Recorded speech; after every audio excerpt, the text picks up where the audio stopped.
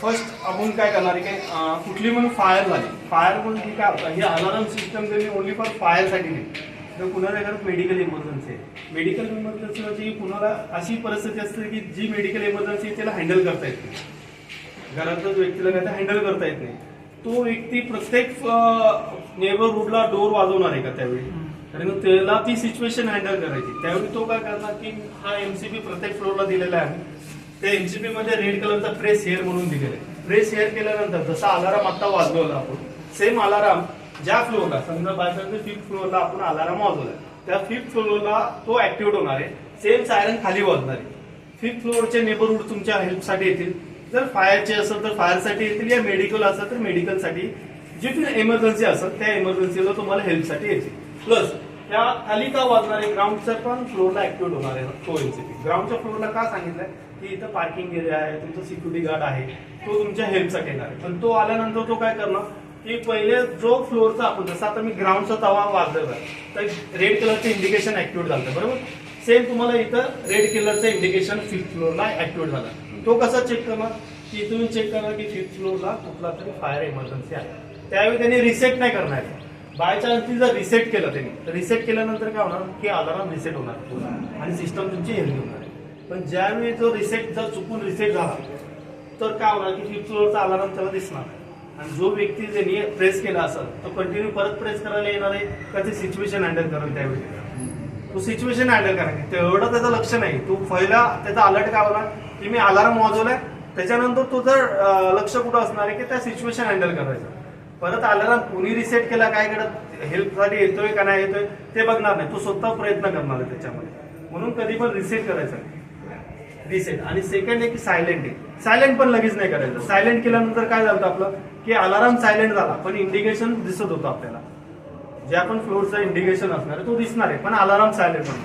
Alarm silent कधी करायचा की ज्यावेळी तुम्हाला टॉकबॅक सिस्टम ऑपरेट करायचं असेल. टॉकबॅक सिस्टम म्हणजे इथून कम्युनिकेशन ज्या फ्लोअरला करायचं असेल त्या फ्लोअरसाठी आपण तिथली सायलेंट केल्यानंतर ज्या फ्लोअरला 5th फ्लोअरला त्या तिथून तुम्ही कम्युनिकेशन करू शकता. कसं करतात ते? सायलेंट केल्यानंतर दाखवून देतो. आपण जेव्हा 1st फ्लोअरला जाऊ ऑपरेट करू. ठीक आहे. ही टॉकबॅक सिस्टम का दिली की प्रत्येकाकडे प्रत्येकाचा नंबर नसतो.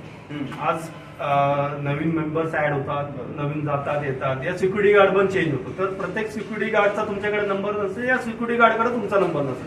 त्याचं कम्युनिकेशन कसं होणार तुमचं, तर हे कम्युनिकेशनचा एक चान्सेस आहे तुमच्याकडे की समजा मेडिकल इमर्जन्सी आहे या फायरची इमर्जन्सी आहे, तर व्हेकल आलेली आहे, रोड क्लिअर करा, या ॲम्ब्युलन्स आली आहे, तर तू कम्युनिकेशन करून बोलू शकता की ॲम्ब्युलन्स आली आहे, पेशंट रेडी करून ठेवा, या खाली आणण्याचा प्रयत्न करा. तुम्ही तसं कम्युनिकेशन करू शकता. या फायर ब्रिगेडची गाडी आहे, तुम्ही साईडला असं पण तुम्ही एक वेळा कम्युनिकेशन करू शकता. जे पण तुम्हाला व्यक्तीशी, या तुमची सिस्टम ओके आहे, कॉल अलार्म आहे, ते पण आपण बोलून सिस्टम तुमचा रिसेट करू शकतो. प्रत्येक फ्लोअरला रिसेट करण्यासाठी तुम्हाला खालीच यावं लागणार. ओके. रिसेटचा आपण इथं दिला नाही. का दिला नाही तर काय होतं की कोणी पण व्यक्ती प्रेस करायचा आणि सिक्युरिटी गार्ड येईपर्यंत या कुणाला माहिती होईपर्यंत तो रिसेट करायचा तिथल्या तिथं. म्हणजे फॉल अलार्म भरपूर यायला लागला. त्याच्यामुळे आम्ही हा रिसेटचा स्विच वरनं काढून टाकलेला आहे. तुम्हाला रिसेट इथनं खाल्लंच करायचं. ठीक आहे.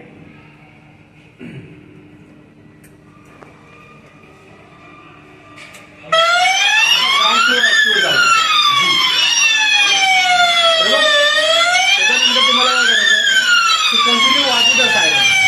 हेल्पसाठीला जेवढे येतील फायर अलार्म सक्रिय है, आपके स्थान को शीघ्र ही खाली करें. काय होणार आहे की सायलेंट केलं मी, सायलेंट केल्यानंतर पीए सिस्टम ऍक्टिव्ह येते. पण तुम्ही फायर लवकर सायलेंट करू नका, वाजू द्या कंटिन्यू. तुमच्या नेबरहूड लगेच तुम्हाला क्लिक नाही होणार. ते जेव्हा कंटिन्यू वाजणार तेव्हा ते अलर्ट होणार आहे. तुम्ही जर लगेच रिसेट केलं तर त्याच्यामुळे काय होणार, त्यांना ते कुणीतरी फॉल अलार्म केला असेल काय असेल त्यांची तशी थिंकिंग असेल. म्हणून कंटिन्यू वाजू द्या, ते बाहेर येऊ द्या, तरच सायलेंट करा. जर तुम्हाला कम्युनिकेशन करायचं असेल विदाऊट ते न करता तुम्ही कंटिन्यू वाजू द्या. तुमची फायर पूर्ण जे पण इमर्जन्सी ती क्लिअर होऊ द्या. त्याच्यानंतर तुम्ही ते रिसेट करा. विदिन कंटिन्यू वाजू द्या, काय प्रॉब्लेम नाही. ते अजून 4 जण या तुमच्या वरच्या फ्लोअरचे पण तुमच्या हेल्पसाठी येतील. आणि जे इमर्जन्सी मोठी असेल तर ते पण तुम्हाला इव्हॅक्युएट तो फ्लोअर करायचा आहे, त्या तुमचा वरचा पण फ्लोअर तुम्ही इव्हॅक्युएट करू शकता त्यात. कारण की फायरच्या इमर्जन्सीमध्ये तुम्ही कमर्शियल आणि याच्यामध्ये बघितलं असेल, कमर्शियल या इंडस्ट्रीला आग लागते तेव्हा ती स्पेस मोठा असतो, एकच स्पेस असतो तो मोठा असतो, त्यांना एकाच वेळी इव्हॅक्युएट करायचा असतो. म्हणून त्यांचा जो पण एमसीपी आपण प्रेस केला तर प्रत्येक हुटर ऍक्टिव्हेट होतो. का की तिथं एजेड लोक नसतात, लहान पोरं नसतात. आपल्याकडे एजेड पोरं, एजेड माणसं असतात, लहान पोरं आहेत. तुम्हाला एकाच वेळी एकच फ्लोर इव्हॅक्युएट करायचा आहे. सगळे जर मी करायला गेलो तर आपल्या फायरच्या स्टेअरकेसमधून आपल्याला यायचंय. लिफ्ट तर आपण वापरणार नाही. तर विचार करा, लिफ्टमध्ये जर गर्दी झाली या काय झालं तर काय होणार आहे, कोलॅप्स होण्याचे चान्सेस जास्ती आहे, काहीतरी इजा या इमर्जन्सी दुसरी क्रिएट होऊ शकते. म्हणून आपल्याला प्रत्येक फ्लोअरला हा एमसीपी तोच ऍक्टिव्हेट होणार आहे आणि तोच फ्लोअर तुम्हाला इव्हॅक्युएट करायचा.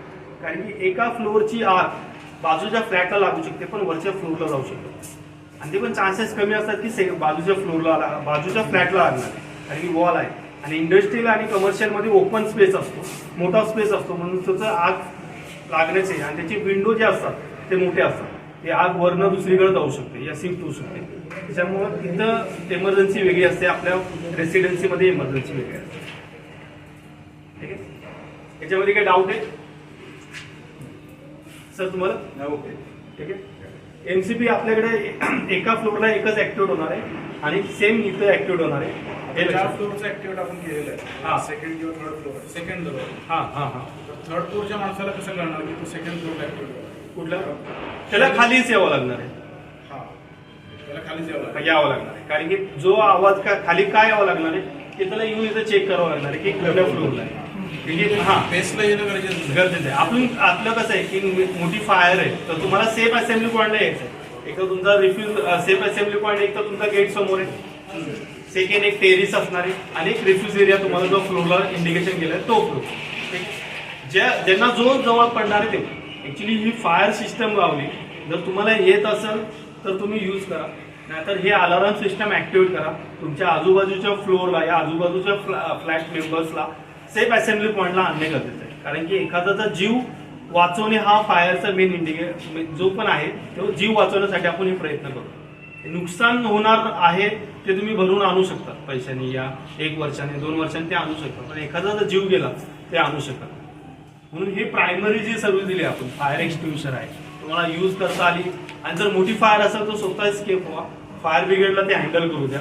त्यासाठी बस की तुम्ही सेफ राहणे हे महत्वाचं. म्हणून आपण रिफ्यूज एरिया दिलेला आहे, असेंब्ली पॉईंट आपण एक ग्राउंडला दिले आहे, टेरिस एक असेंब्ली पॉईंट दिलेलं आहे, नेमकं त्यांना तिथनं रेस्क्यू करता येईल तुम्हाला. त्यासाठी जर येत असेल तर तुम्ही फायर ब्रिगेडला हेल्प करू शकता, या स्वतः पण तुम्ही यूज करू शकता ती सिस्टम. 12 फ्लोअर होऊ शकतं का रेस्क्यू? काय 12 फ्लोअरला होऊ हा, शकतं? त्यांची जी व्हेकल असते तेवढी असते, जी लॅडर असते ना तेवढी डिझाईन केलेली असते. मेजर इमर्जन्सी आली आणि सपोज जर फर्स्ट फ्लोअरला माहीत झालं की मेजर इमर्जन्सी, तर ते सगळे ऍक्टिव्हेट होऊ शकतात काही? नाही, तुम्हाला एकच फ्लोर ऍक्टिव्हेट, सगळे ऍक्टिव्हेट करायचंच नाही. काय गोंधळ नाही करायचा. गोंधळ केला, फायर स्टेअरकेस आपली क्लोज छोटी असते. मेजर कमर्शियल इमर्जन्सीला आणि इंडस्ट्रियल मध्ये फ्लोर मोठे असतात, स्टेअरकेस मोठे असतात, त्यांचे डोर मोठे असतात, ते एकाच वेळी ते रन करू शकतात. तसं आपल्याकडे नाही. आपला डोर बघा हा छोटा आहे तुम्हाला, म्हणून एक फ्लोर आहे.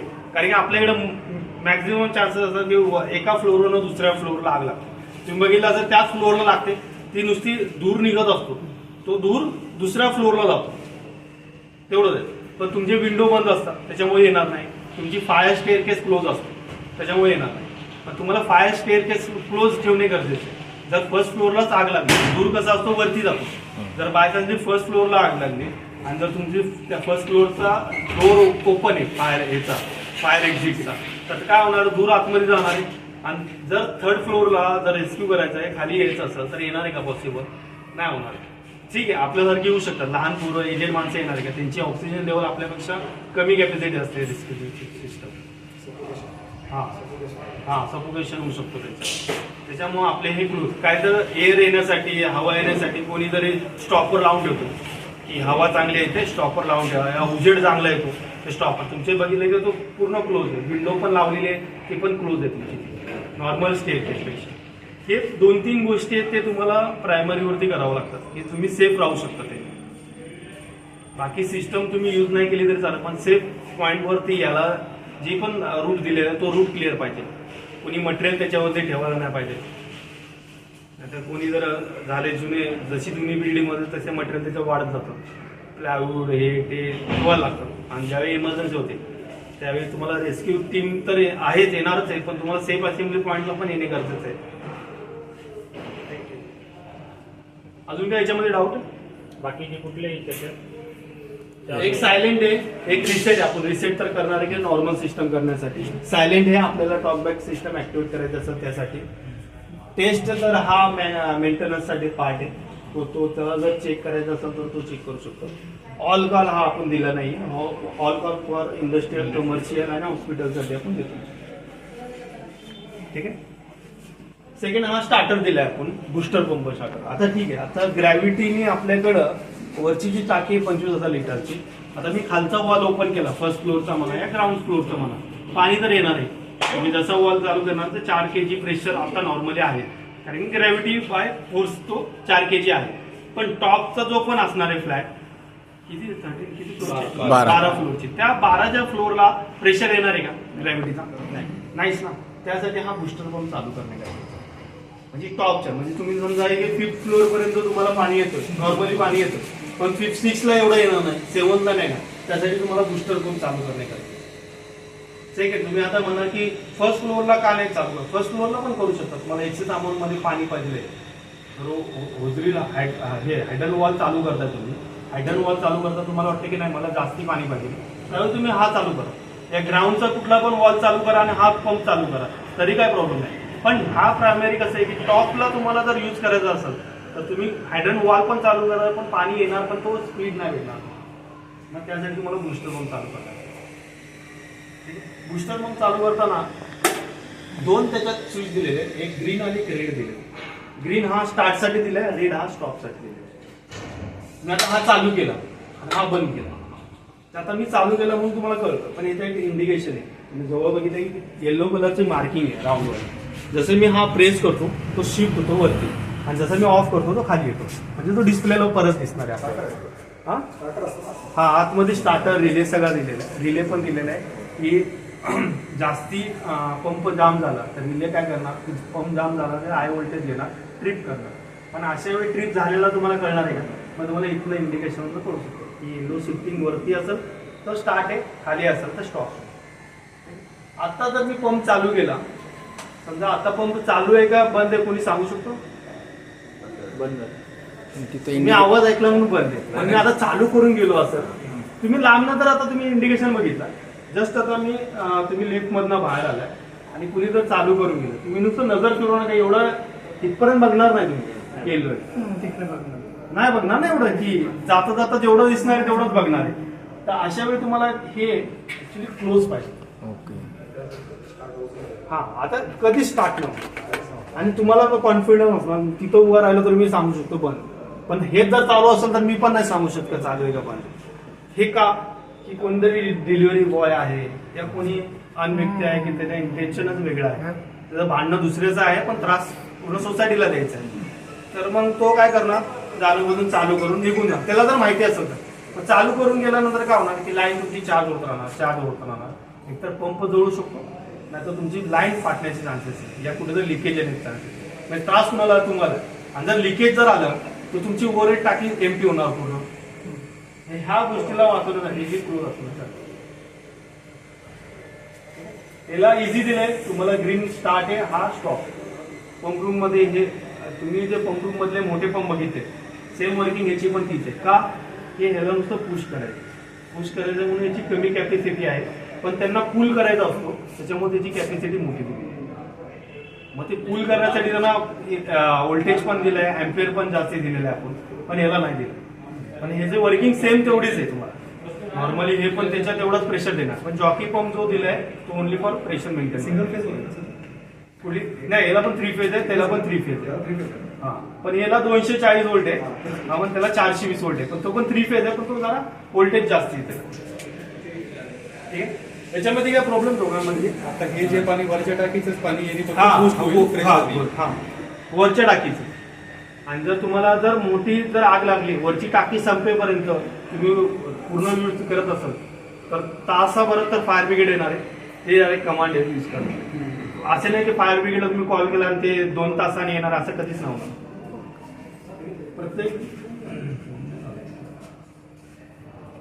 प्रत्येकाचा फायर ब्रिगेडचा नंबर असणे गरजेचं आहे. आणि फायर ब्रिगेडला बोलवल्यानंतर तुम्ही आग विझवली तरी पण त्यांना बोलवा, त्यांची इन्व्हेस्टिगेशन होणे गरजेचं आहे. तुमचं जर काही इन्शुरन्स असेल ते क्लेम करण्यासाठी ते त्यांची रिपोर्ट्स इम्पॉर्टंट असतात, पोलीस व्हेरिफिकेशन इम्पॉर्टंट असतं. ह्या 2 गोष्टी तुम्ही निग्लेक्ट करू नका. की नाही आग विझवली ते मला 10 क्वेश्चन विचारू द्या, पण तुमच्या सेफसाठीच होते. ते तुमच्या तर काय करा, काय होऊ शकतं ते पण तुम्हाला सांगू शकतो.